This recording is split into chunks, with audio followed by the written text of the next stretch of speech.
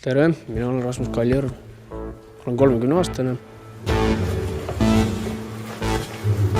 Kuna mu isa on näitleja, siis ma olen kogu oma varajase lapsepõlve ja ka hilise puberteedi ja veetnud teatris. See on islam ei vii mitte kuhugi. Ja keskkooli lõpus ei olnudki mul mingit muud mõtet peas, kui et ma tahan saada näitlejaks. Ja ma läksin Eesti Muusikateatri Akadeemia draamakooli õppima näitlejaks. Kooli lõpetasin 2004. aastal ja olen peale seda töötanud teatris.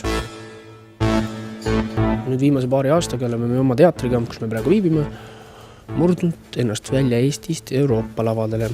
Nii et mul on oma lühikese elu jooksul olnud võimalus üsna palju liikuda ja olla liikvel. Mis on mulle omakorda andnud meeletu kogemuste pagasis. Mida ma praegu ei oskagi veel hinnata.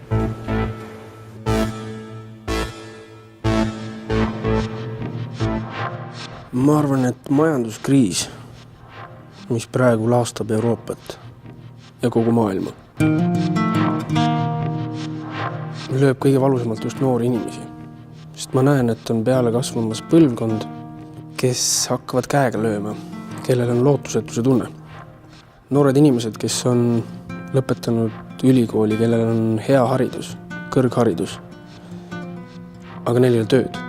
Ja sellises situatsioonis hakata oma elu üles ehitama, peret looma, lapsi saama, on pehmelt öeldes mõeldamatu.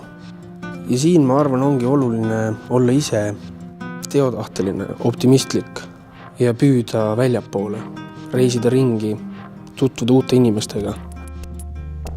Ma arvan, et see situatsioon, kus Euroopa noored praegu ongi üks suur väljakutse, ongi üks suur challenge. Seljatada töötuse probleem ja minna oma eluga tervelt edasi. Eesti keeles on üks vanasõna. Julge peale hakkamine on pool võitu. Mina juhindun sellest. Ma arvan, et seda vanasõna võiks meeles pidada iga vähegi noor, teotahteline, terve, optimistlik inimene. Ja koos. Ma arvan ka on tähtis. Et teha kõike koos, mitte üksi rabeleda. Julge peale hakkamine on pool võitu. Ma tahan kogu aeg midagi teha, ma tahan proovida uusi asju, ma tahan kohtuda uute inimestega, ma tahan kohtuda uue publikuga. Ma tunnen, et see hoiab mind elus.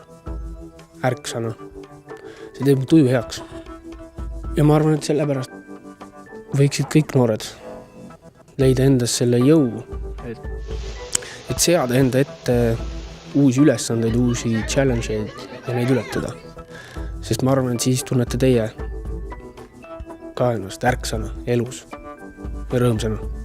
Nii et kui sa naeratad ja sinul on hea olla, siis on sinu ümber inimestel ka hea olla. Ja seda me ju tahame kõik, et meil oleks kõigil hea elada siin Euroopas. Ja ma arvan, et see on ka see mida ma julgen teistele anda. Naerata ise ja siis naeratavad ka teised. Üks kõigi ühe eest.